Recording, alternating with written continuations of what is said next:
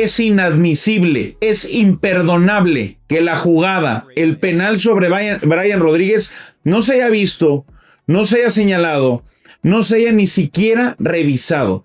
Que no le hayan llamado por el auricular a Luis Enrique Santander para ir a ver esa jugada, para mí es tendencioso y es tramposo. Alimentos y bebidas. Encontrarán lo mejor en alimentos y bebidas. Hasta le levantó la mano a Lice.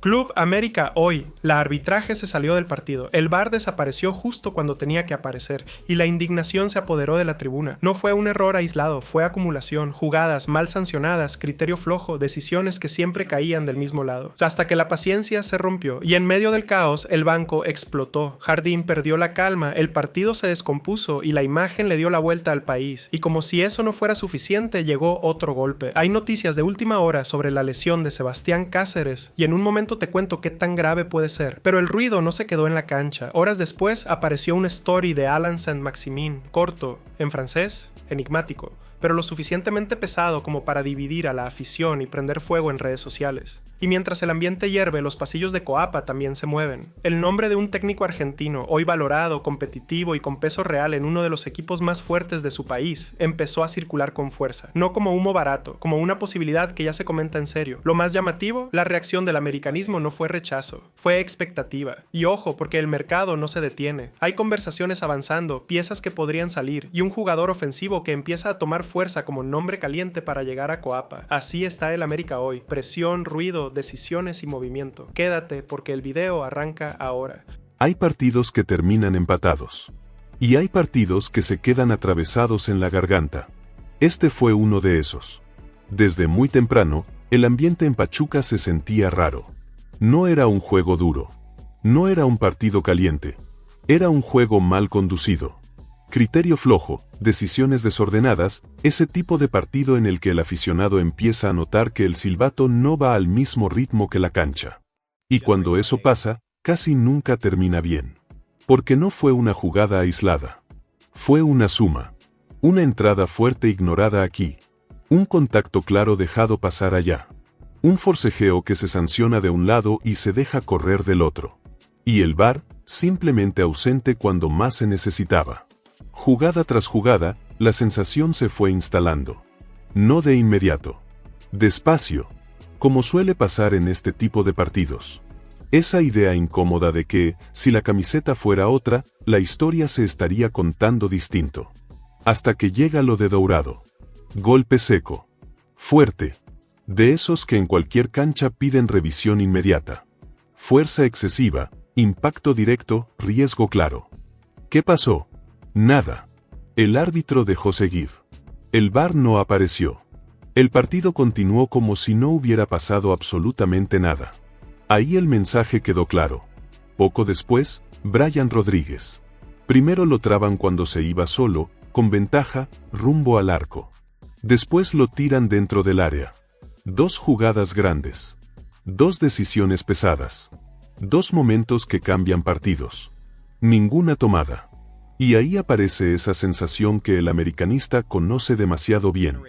Fue uno de esos partidos que hacen al aficionado salir con la sensación de haber sido hecho de otario. Porque lo ves, lo sabes, lo sientes. Y aún así no pasa nada. El banco no aguanta más. Jardine explota. Grita. Reclama. Se engancha con el banco rival.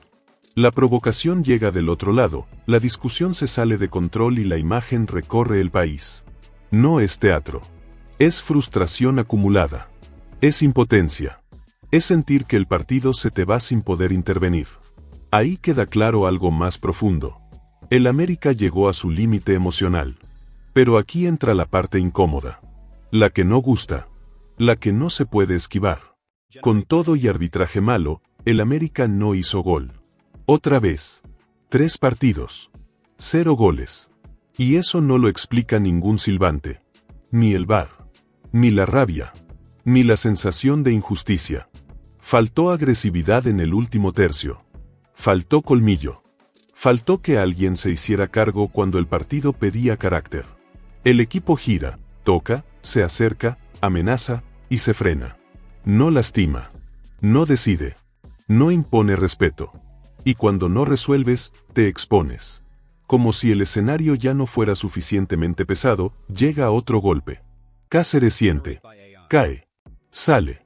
Otra baja más en un plantel que ya venía caminando al límite físico, con piezas justas y margen mínimo. Suena el final. Y cuando aparece la tabla, el golpe es directo. Sin filtro. Lugar 15. Eso no es exageración. No es discurso. Es realidad. El árbitro estuvo mal. Muy mal. El VAR volvió a fallar. Otra vez. Pero el América también se metió solo en esta situación. Y cuando un equipo de este tamaño entra en esta espiral, la cuenta no tarda en llegar. Porque la paciencia se acaba. Y el próximo partido deja de ser uno más. Y con todo ese enojo todavía flotando en el ambiente, el América no tiene margen para esconderse. Porque después de lo que pasó en Pachuca, ya no alcanza con decir que el equipo compite o que falta poquito. Cuando volteas a ver el arranque del torneo, la realidad pega de frente. Y pega duro. Esto ya no se siente como un simple bache de inicio. Se siente como un problema que empezó a tomar forma demasiado pronto. 3 partidos jugados. Ninguno ganado. Y el dato que más incomoda, 0 goles. Eso no es mala suerte. Eso es una alarma. El América hoy juega con ansiedad, con prisa, con esa necesidad constante de resolver todo en una jugada. Se nota en la toma de decisiones, en los centros forzados, en las llegadas que se diluyen cuando el área aparece. El equipo empuja, sí, pero empuja sin filo. Y cuando el América pierde filo, todo el entorno cambia. La tribuna ya no espera. Observa. Cada posesión que no termina en gol pesa más. Cada ajuste de Jardines se cuestiona. Cada nombre que entra o sale genera ruido. El equipo dejó de jugar suelto y empezó a jugar bajo lupa. El empate en Pachuca no calmó nada. Al contrario, confirmó una sensación que venía creciendo: al América le cuesta demasiado lastimar. Y eso, en un club acostumbrado a imponer condiciones, siempre termina pasando factura. No hoy, no mañana, pero pasa. Por eso el siguiente partido no se vive como uno más del calendario. Se vive como una prueba directa de carácter. No porque defina el torneo, sino porque empieza a definir el estado emocional del grupo. Ganar no borra todo, pero vuelve a abrir aire. No ganar, en cambio, puede empujar el ambiente a un lugar todavía más pesado. Y eso, tan temprano, es peligrosísimo. El América necesita responder ya. No con discursos, no con explicaciones eternas, sino con hechos. Con goles. Con alguien que agarre la pelota cuando el partido se espesa y diga: aquí estoy. Porque si este equipo no empieza a convertir pronto, la narrativa se va a volver cada vez más incómoda. Y para los que ya están preguntando cuándo y dónde se juega, el América versus Necaxa, por la jornada 4 del Clausura 2026, se disputa el sábado 31 de enero, a las 21 horas, tiempo del centro de México, en el Estadio Azul Crema. La transmisión va por TUDN, Canal 5 y ViX Premium, además del canal de YouTube de Miguel Ayun, que anunció cobertura completa del encuentro. Porque el América ya no juega solo contra Necaxa. Juega contra su momento. Y ese momento ya empezó a apretar. Y mientras la presión sigue apretando desde afuera, la mirada empieza a caer, naturalmente, sobre el banquillo. Porque cuando el América no gana, no hace goles y empieza a jugar con ansiedad, el entrenador deja de ser contexto y pasa a ser parte del problema. No por capricho. Por desgaste. Y eso es lo que hoy rodea a André Jardine. El brasileño llegó con respaldo, con crédito y con una historia reciente que nadie borra. Pero el fútbol no vive del ayer. Vive del ahora. Y el ahora del América es incómodo. 3 partidos sin ganar. 0 goles. Un equipo que intenta, que empuja, pero que no lastima. Y cuando eso se repite, la paciencia empieza a erosionarse sola. En el campo se nota. Y fuera también. Las decisiones ya no pasan desapercibidas. Los cambios se discuten. Las rotaciones generan ruido. Los jugadores que entran poco empiezan a mandar señales. Y el técnico, que antes parecía firme, hoy se ve cargado, tenso, reaccionando más desde la bronca que desde el control. Lo de Pachuca fue una imagen clara. Jardine discutiendo, reclamando, cruzándose con el banco rival, completamente metido en el caos del partido. Para algunos eso es carácter. Para otros, es síntoma de que el momento ya le está pesando más de lo normal. Y ese debate ya está en la calle. El problema es que el equipo no respalda con goles. Y sin goles, todo se amplifica. No importa el sistema. No importa el nombre. El ataque no responde. Y cuando eso pasa partido tras partido, la responsabilidad deja de ser individual y se vuelve colectiva. Ahí el entrenador entra directo al foco, le guste o no. Por eso el ambiente se volvió delicado. No por una derrota, sino por la suma de señales. El América empieza a jugar contra su propia tensión, y eso es peligroso. Porque cuando un equipo grande entra en ese estado, cualquier partido se vuelve una prueba. Jardine lo sabe. El grupo lo siente. Y la tribuna ya no mira igual. El margen todavía existe, pero ya no es amplio. Y cuando en el América se empieza a hablar más del entrenador que del rival, es porque algo se está moviendo por dentro. El tiempo, como siempre, no avisa. Solo cobra. Y con el foco ya puesto en las decisiones, una señal individual empezó a hacer ruido. Porque en medio de la bronca, del empate y de la presión colectiva, hubo un gesto que no pasó desapercibido. Alain Saint-Maximin volvió a quedar en el centro de la conversación. No por lo que hizo en la cancha, sino por todo lo que rodeó su noche en Pachuca. El francés arrancó en la banca. Entró tarde. Muy tarde. Menos de 10 minutos en un partido que pedía desequilibrio. Y eso, para un jugador que costó caro, pesa. Saint-Maximin no es una apuesta menor. Llegó como refuerzo fuerte, con cartel, con expectativa alta y con la etiqueta de ser ese futbolista capaz de romper partidos cuando el juego se traba. Pero en este arranque del Clausura, su rol quedó reducido. Y el mensaje desde la cancha fue claro: hoy no es prioridad. Brian Rodríguez fue titular. Brian respondió. Y Maximin miró. Después del partido, el ruido creció. No por una declaración directa, sino por una historia en redes sociales. El mensaje, en francés, dejó a muchos pensando. Entendí que no bastaba denunciar la injusticia, era necesario dar la vida para combatirla. No señala a nadie. No acusa. Pero tampoco pasa desapercibido. En el contexto actual del América, cualquier señal se amplifica. Y más cuando viene de un jugador que apenas pisó la cancha en un partido caliente, con el equipo necesitando soluciones. ¿Es motivación personal? ¿Es frustración contenida? ¿O es una lectura interna de su momento? No hay respuesta clara. Y justamente por eso el mensaje inquieta. Lo que sí es evidente es que la jerarquía empieza a moverse. Maximin entra poco. Brian gana terreno. Y cuando eso pasa, el vestidor lo siente. El técnico también. El problema no es una historia en Instagram. El problema es lo que refleja. Porque cuando un refuerzo de peso empieza a mandar señales y el equipo sigue sin goles, el foco deja de estar solo en la cancha. Empieza a mirar hacia adentro. Y ese clima, con el América como está hoy, no es menor.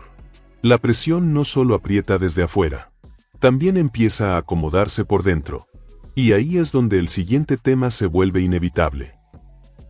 Y mientras el América no encuentra respuestas en la cancha, la directiva ya empezó a moverse. La presión no siempre se anuncia. A veces se filtra. Y en Coapa, después de un arranque sin victorias, sin goles y con el equipo jugando cada vez más tenso, el mensaje interno ya no es de calma. Es de prevención. Porque cuando el América entra en este punto, la historia dice una cosa: nadie se queda de brazos cruzados. André Jardine sigue al frente, sí. Pero el margen ya no es cómodo. La directiva sabe que el torneo apenas comienza, pero también entiende algo básico. Cuando el funcionamiento no aparece y el entorno empieza a cargarse, anticiparse es parte del oficio. Y ahí es donde el nombre que empezó a circular no pasó desapercibido. Gustavo Costas. Un técnico con recorrido pesado en Sudamérica, carácter fuerte, lectura de vestidor y un presente que no necesita presentación. Costas es hoy el entrenador de Racing Club, uno de los equipos más competitivos del fútbol argentino, protagonista constante, con identidad clara, intensidad alta y una conexión directa con su gente. No es un técnico de laboratorio. Es de trinchera. Con Racing armó un equipo incómodo, agresivo, que compite cada partido como si fuera final. Orden defensivo, presión bien trabajada, transiciones rápidas y un discurso que baja directo al jugador. Nada de vueltas. Nada de adornos. Y eso, justamente eso, empieza a gustar en Coapa. Porque el América hoy no necesita un discurso nuevo. Necesita impacto. Necesita a alguien que agarre un plantel cargado, lo sacuda y le devuelva colmillo competitivo. Costas tiene ese perfil. Lo demostró en Argentina, lo sostuvo en torneos internacionales y lo respalda un vestidor que le cree. Por eso su nombre no aparece como ocurrencia. Aparece como opción real. No significa que Jardine esté fuera. Significa que la directiva no está esperando a que el problema crezca. En el América, cuando se empieza a hablar de alternativas, es porque la exigencia ya subió de nivel. Y mientras el equipo no convierta, mientras los partidos sigan resolviéndose con ansiedad y no con autoridad, esa conversación va a seguir creciendo. La pelota sigue rodando para Jardine. Pero el radar ya está encendido. Y cuando eso pasa en un club como el América, el mensaje es claro. Aquí nadie se duerme, ni siquiera los que hoy siguen sentados en el banquillo. Y mientras Coapa sigue tenso, el mercado empieza a moverse por debajo de la mesa. Porque cuando un equipo grande entra en esta dinámica, sin gol, con presión, con el ambiente cargado, hay algo que siempre pasa aunque no se diga en voz alta, los teléfonos empiezan a sonar. Y en Coapa, estos días no han sido de calma. Reuniones cortas. Conversaciones discretas. Mucho más análisis interno que declaraciones públicas. La sensación es clara, el América no puede esperar a que el torneo se destrabe solo. El problema ofensivo ya fue identificado y la directiva entiende que no se corrige solo con discurso ni con ajustes mínimos. La palabra que más se repite por dentro es una sola, creatividad. Porque el equipo llega, empuja, circula, pero cuando el partido se espesa, nadie rompe el guión. Falta ese futbolista que reciba entre líneas, que piense rápido y que obligue al rival a retroceder 2 pasos.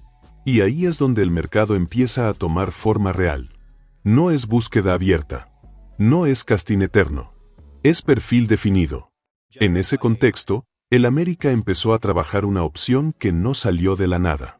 Un nombre que ya había estado en carpetas anteriores, que volvió a ser revisado y que hoy encaja perfecto con lo que el equipo necesita. Joven, pero con rodaje fuerte. Talentoso, pero competitivo. Con hambre y con margen de crecimiento. Y ahí sí, el radar se cerró. Porque según distintas fuentes cercanas al club, el mediapunta que más consenso genera hoy es Bruno Sapelli. El argentino del Atlético Paranaense no aparece como ocurrencia de último momento. Aparece como una apuesta pensada, analizada y validada tanto desde lo deportivo como desde lo estratégico. Su perfil gusta por lo que ofrece con balón, pero también por su movilidad, su lectura del juego y su capacidad para aparecer justo donde hoy el América no está lastimando. Por eso su nombre volvió con fuerza. Eso sí, la operación no es automática. Para abrirle espacio, el club tendría que reordenar piezas, y ahí entra una ficha sensible, Víctor Dávila. Su salida permitiría acomodar el rompecabezas y avanzar sin saturar el plantel. En cuanto al costo, el escenario es realista. Sapelli está tasado alrededor de $5 millones, una cifra que en Coapa se considera invertible si el impacto deportivo justifica el movimiento. Y hoy, con el equipo urgido de soluciones, esa lectura pesa más que nunca. El mercado no está quieto. Está en pausa activa. Y mientras afuera se discute el momento del América, adentro ya se trabaja en cómo cambiar el guión. Porque si este equipo quiere salir del atasco, no basta con insistir. A veces, hay que traer a quien sepa destrabar partidos.